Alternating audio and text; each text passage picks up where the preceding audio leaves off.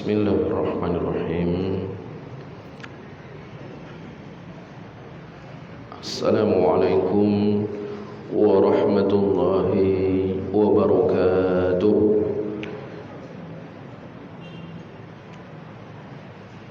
Alhamdulillahi rabbil alamin, wal 'aqibatu lil muttaqin, wala 'udwana illa 'alal zalimin.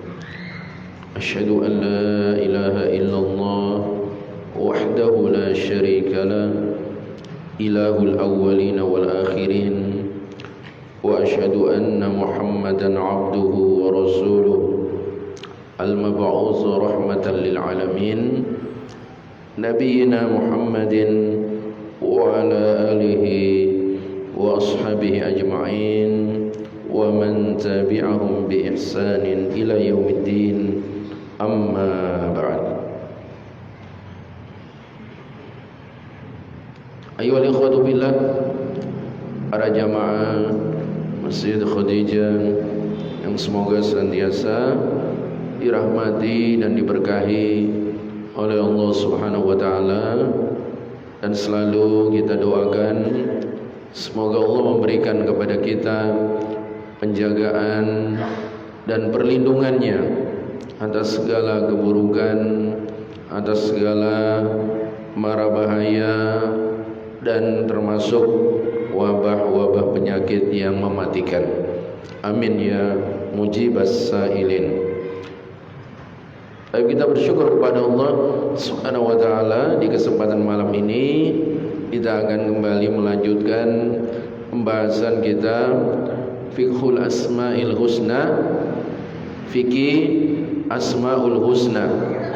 Jadi kitab ini mengulas tentang upaya seorang hamba dalam rangka ia menyelami dalamnya, luasnya samudra yang terkandung dalam nama-nama Allah Subhanahu wa taala yang terindah.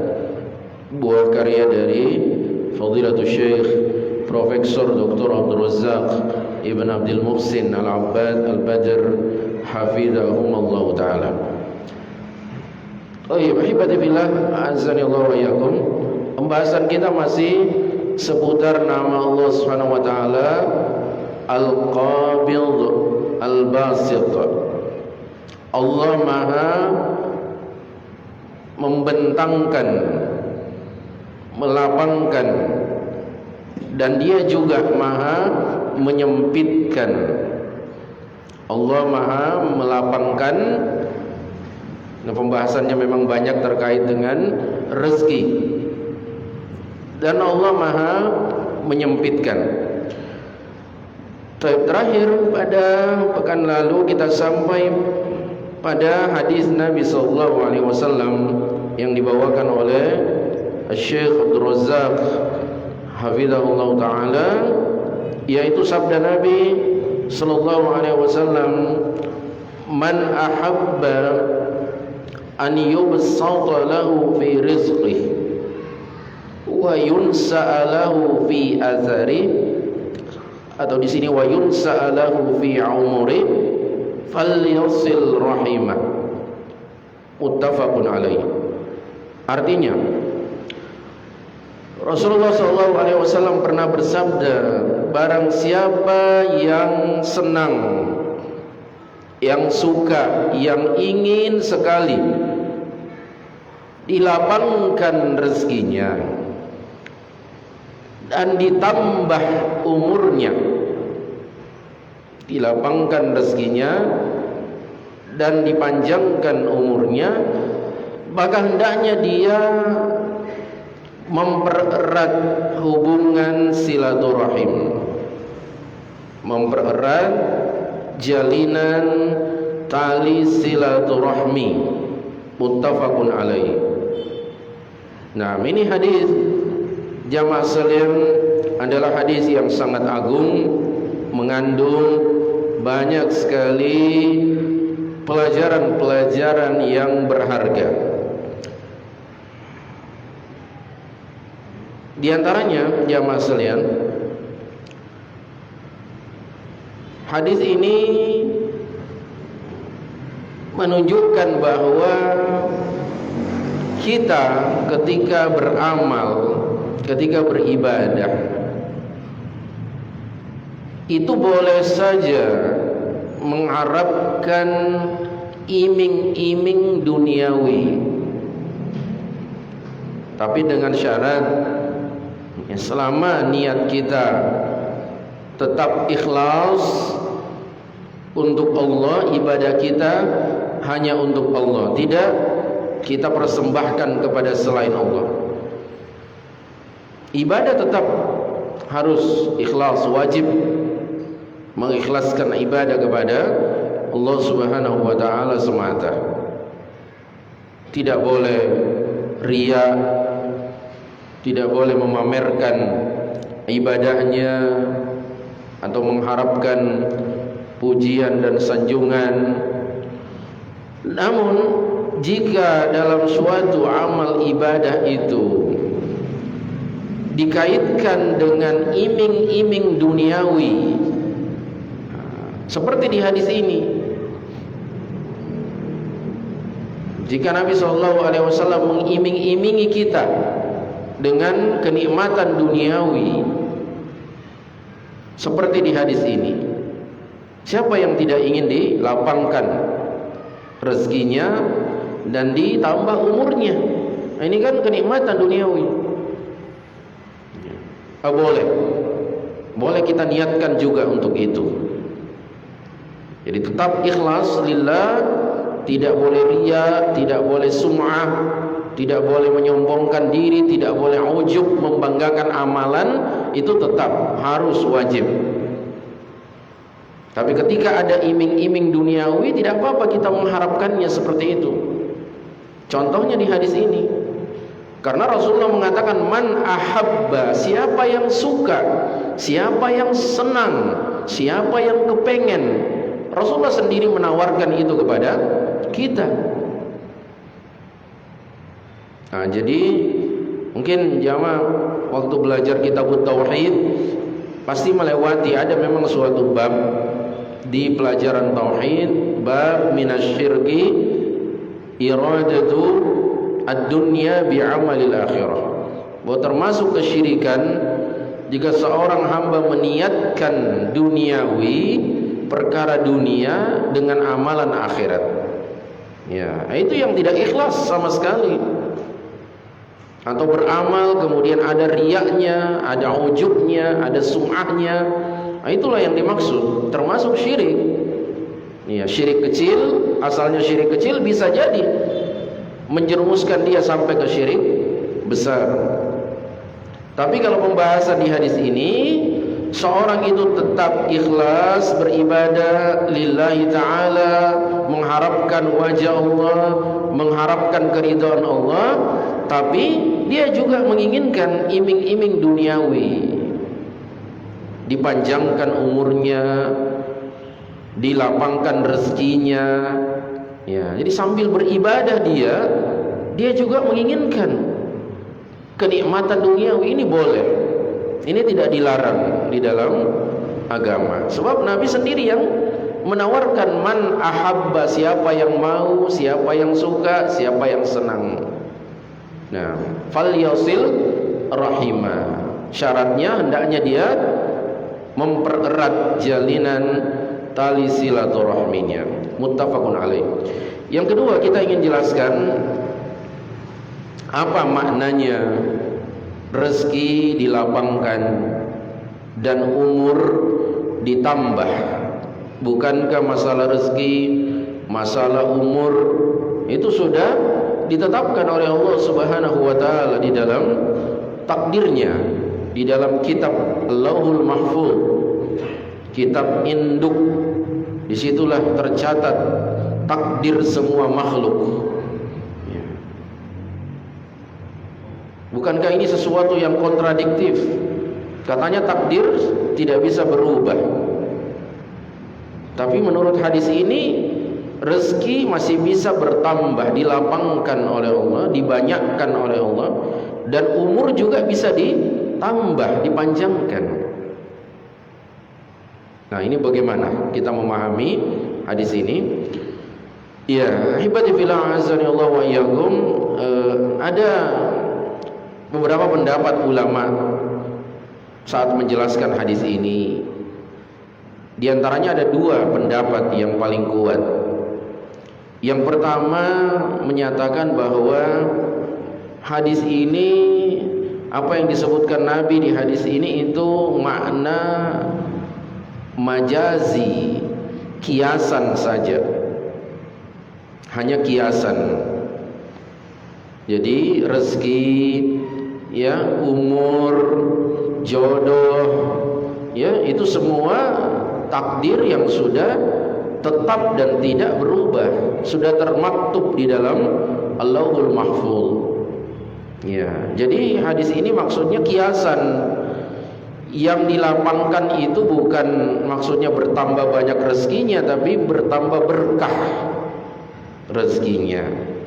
Ya, hartanya tetap tidak bertambah, tapi yang bertambah adalah berkahnya. Harta itu walaupun sedikit, masya Allah dia gunakan untuk, ya, membelanjakannya di jalan Allah, membantu sesama dan lain sebagainya, berkah rezekinya. Ya, membantu pembangunan masjid, pondok pesantren, yatim piatu dan sebagainya. Demikian juga makna dipanjangkan umur. Menurut pendapat yang pertama ini itu cuma kiasan. Umurnya tidak bisa bertambah. Kalau sudah ditetapkan Allah Subhanahu wa taala misalnya umurnya 60 tahun, ya 60 tahun. Tidak bisa lebih. Jadi maksudnya hanya kiasan. Yang bertambah adalah berkah dari umurnya. Walaupun umurnya singkat, tapi dia bisa gunakan untuk hal-hal yang bermanfaat. Ya, umurnya tidak digunakannya untuk hal yang sia-sia dan anfaedah yang tidak ada manfaatnya. Nah, ini pendapat yang pertama, memaknai hadis ini dengan makna majazi atau kiasan semata. Pendapat yang kedua, bahwa oh tidak, ini makna di hadis ini makna hakiki, makna yang sebenarnya, bukan sebatas kiasan. Jadi ditambahkan rezeki, dilapangkan rezeki, betul rezekinya bertambah kalau dia rajin silaturahim, bertambah rezekinya. Ya, mungkin kalau ditetapkan di kitab takdirnya, katakanlah misalnya dia rezekinya sepanjang hidupnya 1 triliun misalnya, ya, sudah ditetapkan seperti itu di Lauhul Mahfuz 1 triliun. Kemudian dia menyambung tali silaturahiminya, ditambahkan oleh Allah Subhanahu wa taala menjadi 2 triliun misalnya, contoh saja. Demikian juga umurnya, tadinya 60 tahun tercatat di Lauhul Mahfuz, ditambahkan oleh Allah Subhanahu wa taala hakiki, makna yang hakiki jadi 70 tahun. Nah, ini menurut pendapat yang kedua. Nah, dalilnya, ya, bahwa takdir yang dibahas ini adalah takdir yang ada dalam catatan malaikat. Nah, jadi kembali kita ke pelajaran tentang takdir.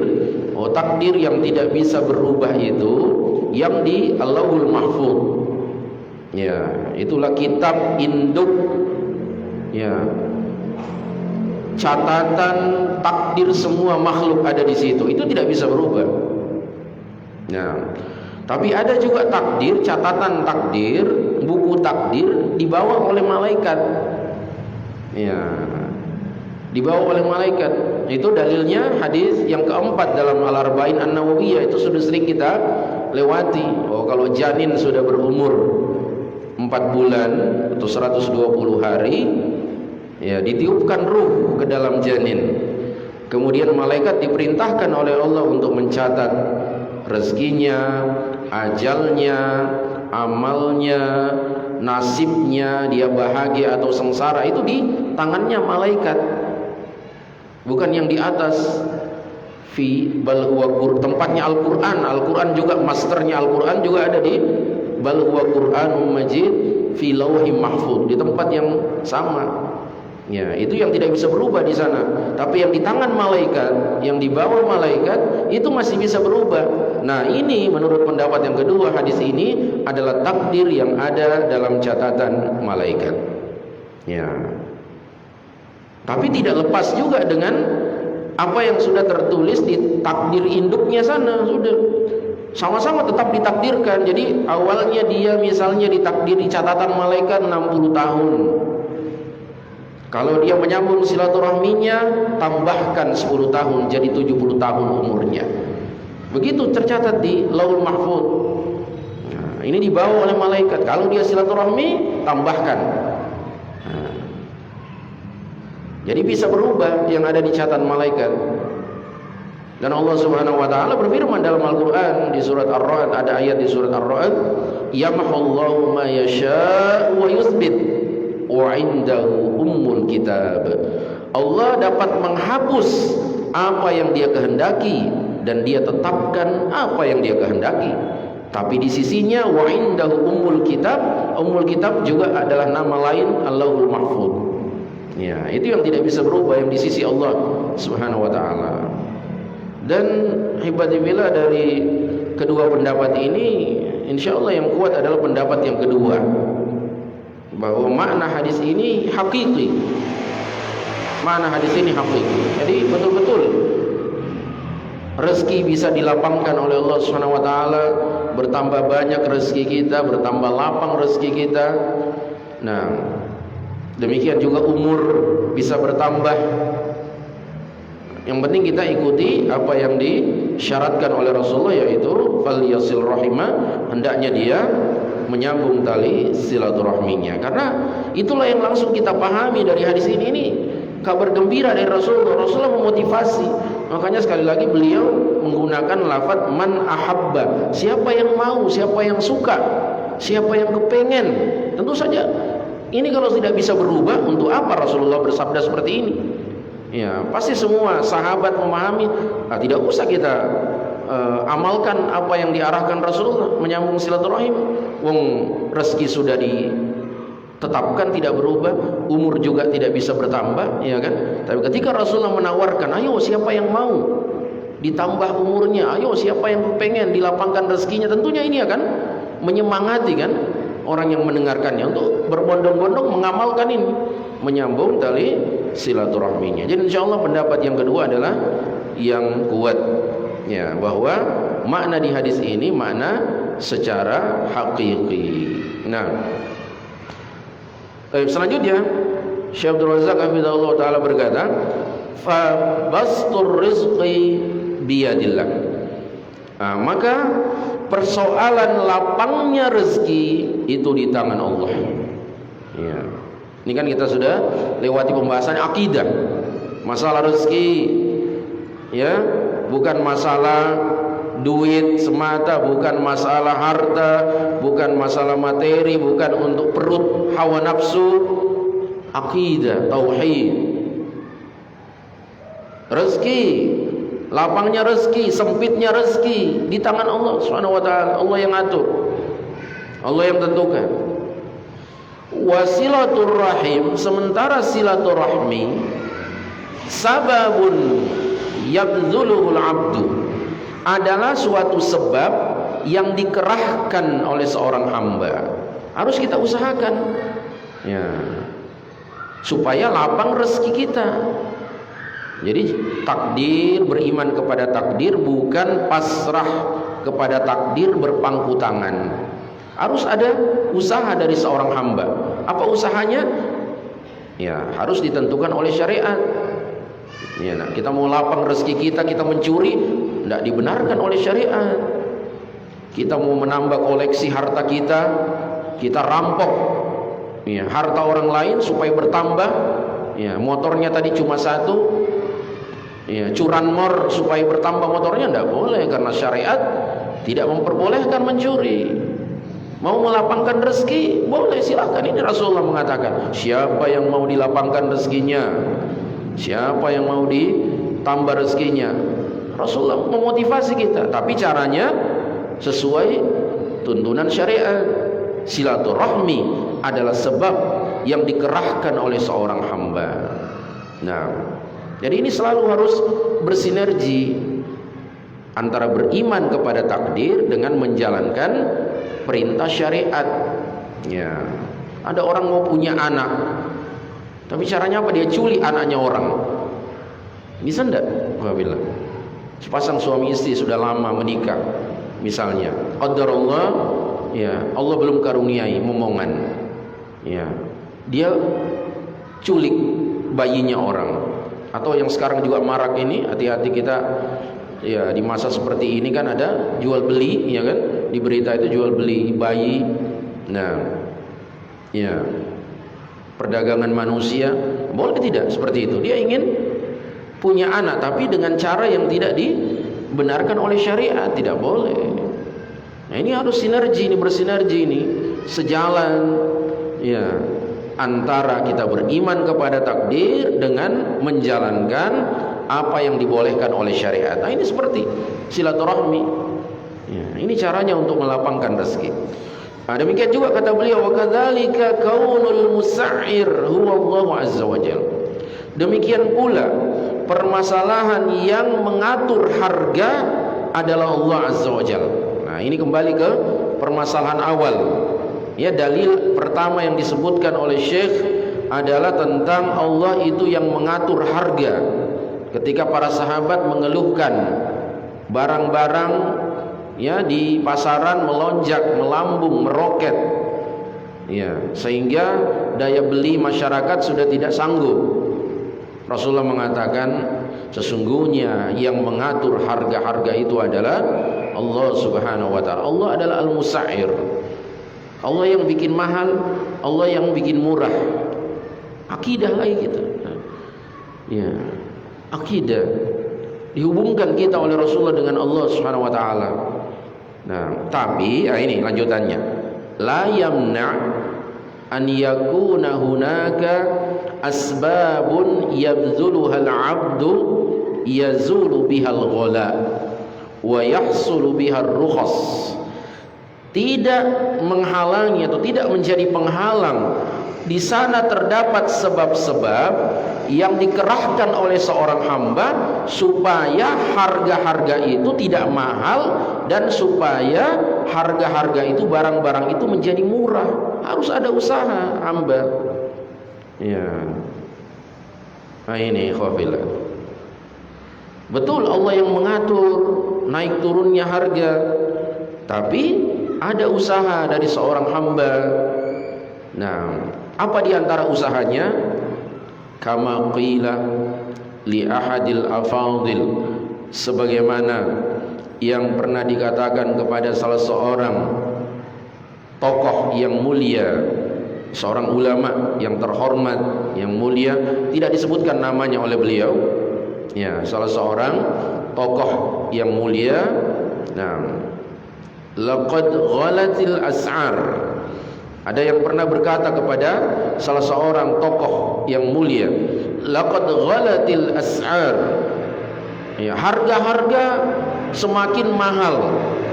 Ya, harga-harga melambung. Ya. Faqala, maka orang atau tokoh yang mulia tadi, yang terhormat tadi mengatakan, arkhisuha bittaqwa. Arkhisuha bittaqwa. Usahakanlah harga barang-barang itu jadi murah dengan bertakwa. Usahakan. Kita usahakan, ya mas sekalian. Ya, dengan memperbaiki ketakwaan. Ya, supaya apa? Supaya Allah Subhanahu wa taala ridho kepada kita. Ya, Dia kan yang mengatur harga-harga itu. Ya, misalnya jamaah Allah Subhanahu wa taala mengatur perputaran musim. Ya. Gagal panen petani atau pekebun karena faktor cuaca. Ini kan biasa kita alami kan? Ya, kita masih ingat beberapa mungkin tahun lalu atau sebelumnya. Ya. Beberapa jenis buah-buahan kita tidak bisa nikmati. Ya kan? Ya, kita lewati musimnya. Nah, toh kalau ada sedikit buah-buahan ya sangat sulit mendapatkannya, itu pun dengan harga yang mahal. Akhirnya jadi mahal kan, karena barang-barang jadi langka. Petani gagal panen. Siapa yang atur perputaran musim ini? Perubahan cuaca Allah Subhanahu wa taala. Nah, Allah Subhanahu wa taala mengatur gelombang di lautan tinggi menyebabkan para nelayan kesulitan untuk melaut. Gelombang tinggi sampai 4 meter, 5 meter. Dilarang nelayan, bahaya. Akhirnya apa? Ikan laut jadi mahal misalnya. Mahal kebutuhan manusia. Siapa yang atur tadi itu? Gelombang tadi. Allah Subhanahu wa taala. Jadi harus kembali ke sana. Makanya kata ulama ini, arkhisuha bittaqwa, usahakan bisa jadi murah lagi dengan bertakwa. Nah, jadi hubungkan orang-orang yang mengeluhkan ekonomi, mengeluhkan sulitnya pekerjaan, mengeluhkan terdampak oleh pandemi dan lain sebagainya. Nah, ini hubungkan kepada Allah Subhanahu wa taala, arkhisuha bittaqwa. Disinilah keyakinan kita jamaah sekalian bahwa Allah Subhanahu wa taala lah yang membentangkan rezeki hamba-hambanya. Alhamdulillah selesai dan ditutup oleh beliau dengan doa untuk kita semua. Allahumma adfa'annal bala, Allahumma adfa'annal ghala. Ya Allah, tolaklah dari kami segala macam al-ghala, yaitu mahalnya barang-barang. Ini baca jamaah doa ini. Ya, kalau kesulitan merasa barang-barang sembako misalnya kebutuhan pokok mahal, baca Allahumma adfa'annal ghala. Ya Allah, tolaklah dari kami segala macam bala, termasuk al-ghala, yaitu mahalnya barang-barang kebutuhan pokok. Wabsut alaina min barakatika wa rahmatika wa fadlika wa rizqik, dan lapangkan untuk kami dari keberkahanmu, rahmatmu, karuniamu, dan rezekimu. Amin ya rabbal alamin. Kita mengaminkan apa yang didoakan oleh Syekh Abdul Razak hafizahullah taala untuk kita semua. Dan alhamdulillah dengan demikian selesailah hibbatillah pembahasan nama Allah Subhanahu wa taala Al-Basit Al-Qabid. Allah Maha membentangkan, Allah Maha melapangkan, dan Allah Maha menyempitkan. Nah, kita lanjutkan bagian ke-75 dari kitab ini. Pembahasan yang baru, nama Allah Subhanahu wa taala Al-Mannan. Al-Mannan. Allah Maha pemberi karunia. Allah Maha pemberi karunia. Minnah sama dengan nikmat. Allah Maha pemberi nikmat atau karunia. Taib, ahibati billah azza Allah wa iyyakum. Seperti biasanya di awal pembahasan pasti yang akan dibahas dulu dalil. Apakah Al-Mannan ini sudah betul termasuk Asmaul Husna atau tidak? Kata Syekh Abdul Razak hafizahullah taala, wa qad thabata hadzal ismu fi sunnatin nabiyil karim sallallahu alaihi wasallam. Sungguh nama ini, nama Al-Mannan, nama Al-Mannan telah sabit, telah tetap sah, sahih dalam sunnah Nabi yang mulia alaihi salatu wassalam. Jadi nama Al-Mannan betul sebagai nama Allah Subhanahu wa taala. Di antum kalau mau menamakan anaknya nanti Abdul Mannan, boleh, karena Al-Mannan sudah betul, sudah sah sebagai namanya Allah Subhanahu wa taala. Abdul Mannan. Kalau mau menamakan anak laki-lakinya Abdul Mannan, hamba Allah Subhanahu wa taala yang Maha pemberi karunia.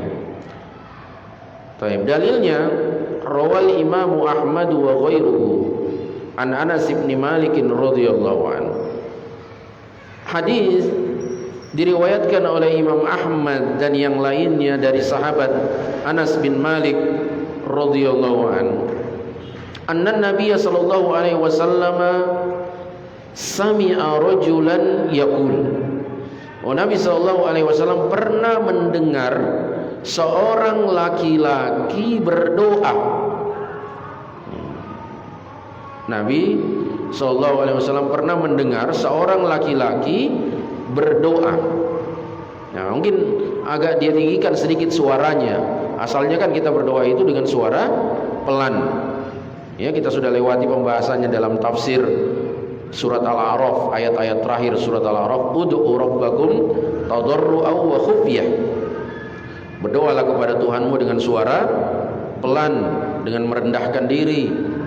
Asalnya doa demikian.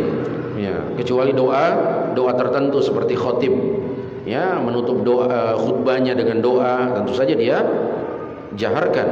Nah, mungkin saat laki-laki ini berdoa sedikit dia tinggikan suaranya, ya, atau berada di dekatnya Nabi sehingga Nabi bisa mendengarkan apa yang dia baca. Yaqulu, dia membaca dalam doanya, Allahumma inni as'aluka bi anna lakal hamd la ilaha illa anta wahdaka la syarika lak al-mannan. Nah, sini dia sebut nama Allah, al-mannan badi'us samawati wal ard dzul jalali wal ikram.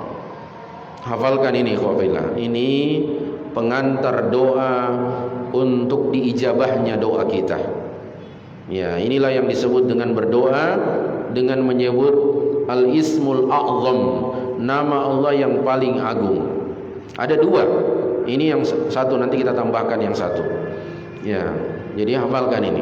Oh, kita berdoa sebelum memulai meminta kepada Allah dengan bermacam-macam permintaan kita dahulukan dengan membaca ini. Ya, Allahumma inni as'aluka bi anna lakal hamd. Ya Allah, sungguhnya aku memohon kepadamu bahwa segala pujian hanya milik-Mu. La ilaha illa anta, tidak ada sesembahan yang hak kecuali Engkau. Wahdaka la syarikalak, hanya Engkau semata, tidak ada sekutu bagimu. Al-Mannan, nah, kita sebut nama Allah Al-Mannan, yang maha memberi karunia. Karena kita akan minta macam-macam, kita minta dalam doa kita. Minta kesehatan, minta ilmu yang bermanfaat, minta istri yang soleh, minta anak-anak kita menjadi anak-anak yang berbakti. Ya, macam-macam kita akan minta. Hanya Allah Subhanahu wa taala yang maha pemberi karunia. Makanya kita sebut nama Allah Al-Mannan. Ya, itu sudah masuk semua itu apa yang kita akan minta nanti dalam doa kita. Al-Mannan, dialah yang memberikan karunia. Badi'us samawati wal ard, dialah pencipta langit dan bumi. Dzul jalali wal ikram, yang memiliki kemuliaan dan keagungan. Nah, inilah pengantar ya mas sekalian dalam kita berdoa.